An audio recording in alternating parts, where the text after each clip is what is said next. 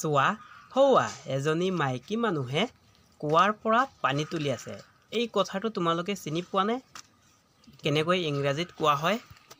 গতিকে আজি মই এই কুৱাৰ বিষয়ে তোমালোকক অলপ শিকাম, বুজিছানে? গতিকে চোৱা মই দেখাই দিছোঁ তোমালোকক কুৱাটো কেনেদৰে পানী তোলা হয়। চোৱা এইটো এটা কুৱা আৰু এই কুৱাৰ পৰা চোৱা এজনী মাইকী মানুহে বাল্টিঙেৰে তলৰ পৰা পানী তুলি আছে। কুৱাটো তোমালোকে নিশ্চয় চিনি পাইছা, তোমালোকে পানী খোৱা নিশ্চয় কাৰোবাৰ ঘৰত কুৱা আছে, ৰিং কুৱা। চোৱা কলহত পানী সোমাই আছে হা, আকৌ মই তোমালোকক দেখুৱাই দিম ভালকৈ, বুজিলা?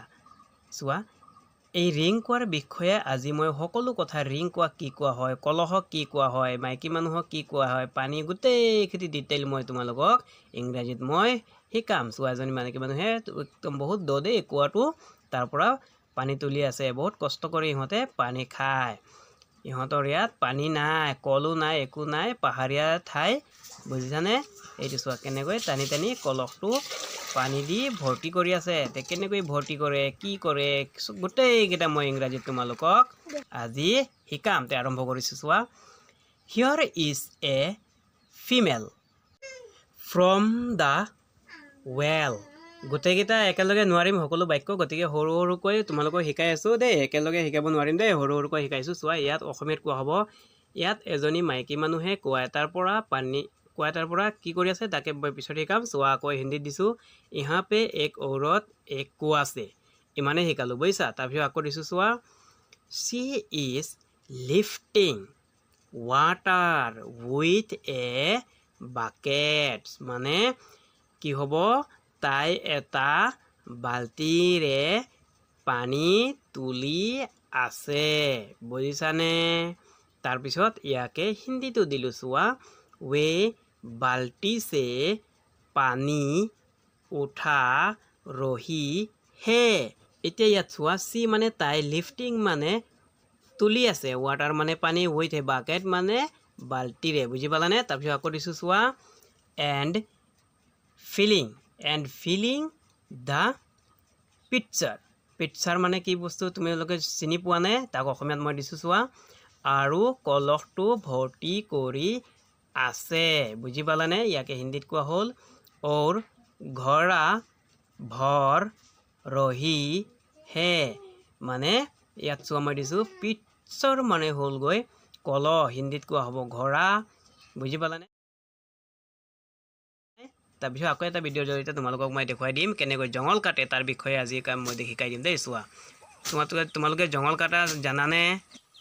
আজি জঙল কেনেকৈ কাটে আৰু এই জঙল কাটাৰ বিষয়ে তোমালোকক মই শিকাম, তাকে মই ইংৰাজীত শিকাম। চোৱা গোটেইকেইটা জঙল দেই, চোৱা গোটেইটো মই আজি কাটি পেলাম। কেনেকৈ জঙল কাটে, কিহেৰে কাটে, কিমান কাটে, বুজিছা? গতিকে চোৱা এইকেইটা কাটি দিম দেই, তাৰপিছত তোমালোকক শিকাম আকৌ মই। এইটো বহুত ডাঙৰ ডাঙৰ জংঘল আছিলে আগতে, মই অলপ কাটিলোঁ, বহুত দিন কাম কৰা নাই, আজি অলপ কাম কৰি তোমালোকক মই শিকাই দিম কেনেকৈ কাম কৰে আৰু জংঘল কেনেকৈ কাটে দেই।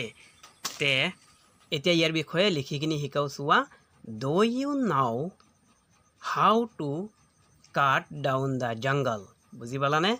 ইয়াকে মই অসমীয়াত ক'ম প্ৰথমে, তোমালোকে জংঘল কেনেকৈ কাটিব লাগে জানানে?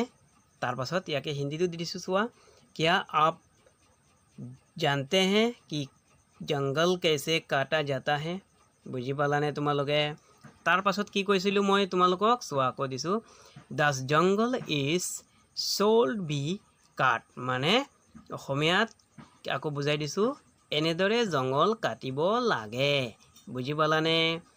তাৰপিছত হিন্দীত দিছোঁ চোৱা ऐसे জংঘল কাটনা चाहिए, বুজি পালানে? দাস মানে THUS, দাস মানে এনেদৰে দেই। তাৰপিছত আকৌ চোৱা বহুত ভাগৰ লাগি গ'ল মোৰ, বহুত দিন কাম কৰা নাইতো, সেইটো কাৰণে বহুত ভাগৰ লাগিছে দেই। আজি তোমালোকক দেখুৱাবৰ কাৰণে মই গোটেইকেইটা জংঘল কাটি দিলোঁ আজি, বুজিছা? গোটেইখিনি জংঘল কাটিলোঁ, বুজিছানে? বহুত ভাগৰ লাগিছে, একদম ঘাম ওলাই গ'ল। এই ঘামক কি কোৱা হয়, জংঘল কাটিলোঁ কি কোৱা হয়, গোটেইটো কাটিলোঁ। চোৱা বহুত গৰম দেই, একদম ঘাম ওলাই গ'ল, বহুত ভাগৰ লাগিছে। চোৱা কেনেকৈ মোৰ ঘাম ওলাই আছে দেই, দেই। সেইকেইটাক তোমালোকক মই শিকাম দেই। চোৱা বহুত ভাগৰ লাগি গ'ল, লিখি দিছোঁ এতিয়া। চোৱা look today I count down the whole forest জংঘলক ফৰেষ্টো কোৱা হয় গতিকে দুটা শব্দৰে দিলোঁ চ' অসমীয়াত দিলোঁ আকৌ চোৱা আজি মই গোটেই জংঘল কাটি দিলোঁ তাকে হিন্দীত দিলোঁ চোৱা দেখো আজ মেনে সাৰি জংঘল কো কাট ডালা বুজি পালানে এতিয়া চোৱা আকৌ মোক পচিনা ওলাইছিলে নহয় চোৱা oh I am so' tight মানে কি ক'লোঁ বুজি পালানে তোমালোকে চ' মই দিছোঁ ওহ বৰ ভাগৰ লাগিছে দেই তাকে হিন্দীত কি ক'লোঁ মই চোৱা ওহ বহুত থক গায়া হুঁ বুজি পালানে ইয়াতে চোৱা মই বুজাই দিছোঁ শব্দকেইটাৰ অৰ্থ ওহ মানে উহ দেই ইংলিছত ওহ অসমীয়াত ওহ হিন্দীতো ওহ আকৌ টাইট মানে ভাগৰ লাগিছে হিন্দীত থক গায়া হুঁ তাকে বুজোৱা হয় বুজি পালানে তোমালোকে শব্দৰ অৰ্থবিলাকো জানিব লাগিব তাৰ পাছত মই আকৌ দিছোঁ চোৱা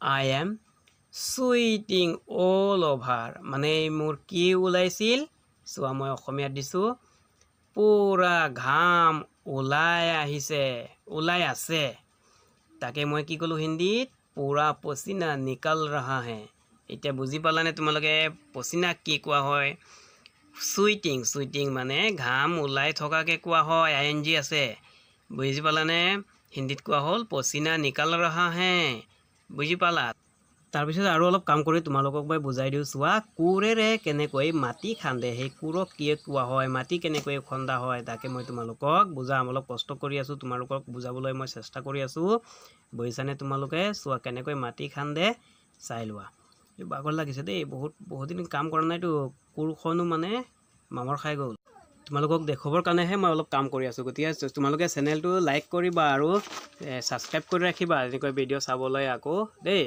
এতিয়া মই চোৱা এইটো এখন কোৰ এই কোৰক কি কোৱা হয় কেনেকৈ কি কৰা হয় গোটেইকেইটা মই লিখি তোমালোকক বুজাই দিছোঁ চোৱা ডু ইউ নাও হাউ টু ডিগ উইথ এ স্পেড বুজি পালানে ইয়াকে অসমীয়াত দিছোঁ চোৱা কোৰ এটাৰে কেনেকৈ খান্দে তুমি জানানে তাকে আকৌ হিন্দীত দিলোঁ চোৱা क्या आप कुदाल से खुदाई कैसे करते हैं जानते हैं বুজি পালানে তোমালোকে ইয়াত চোৱা ডিগ মানে খান্দে খুদাই বুজি পালানে তাৰপিছত এইটো তোমালোকে জানাই স্পেডছ মানে কোৰ বুজি পালানে হিন্দীত কোৱা হয় কোদাল এইকেইটা তোমালোকে নিজে নিজৰ বহীত লিখি ল'বা তাৰপিছত আকৌ এটা দিছোঁ চোৱা ভিডিঅ' এইকেইটা চোৱা কুকুৰা চৰাই তোমালোকে চিনি পোৱানে সেই কুকুৰা চৰাই কি কৰি আছে চাউল খাই আছে কি খাই আছে সিহঁতৰ নিজৰ পেট ভৰি আছে তাকে মই লিখি দিলোঁ চোৱা two chicken are eating rice তাকে অসমীয়াত কি ক'ম দুটা কুকুৰা চৰাই চাউল খাই আছে হিন্দীত কি কোৱা হ'ব দো মুৰ্গীয়া চাউল খা ৰহি হে ইয়াত চিকেন মানে কি কুকুৰাই তাৰপিছত চোৱা বাঁহ বাগিচা আচ্ছা এটা কথা কওঁ তোমালোকে যিকোনো শব্দই অৰ্থ হওক নাজানা যোনবিলাক শব্দৰ অৰ্থ নাজানা মোক কমেণ্ট কৰি জনাবা দেই এতিয়া মই তোমালোকক এই বাঁহৰ বিষয়ে তোমালোকক শিকাই দিছোঁ চোৱা বাঁহ বাগিচা কাক কোৱা হয় তাকে চোৱা this is a bamboo garden তাকে অসমীয়াত কি কোৱা হ'ব এইটো এটা বাঁহৰ বাগিচা তাকে হিন্দীত কি কোৱা হ'ব জানানে ইয়হ এক বাঁছ কি বাগিচা হে ইয়হ এক বাঁছ কা বাগিচা হে তোমালোকে যি শব্দই নোৱাৰা কিয় মোক কমেণ্ট কৰি সুধিবা দেই মই তাকে তোমালোকক উত্তৰ দিম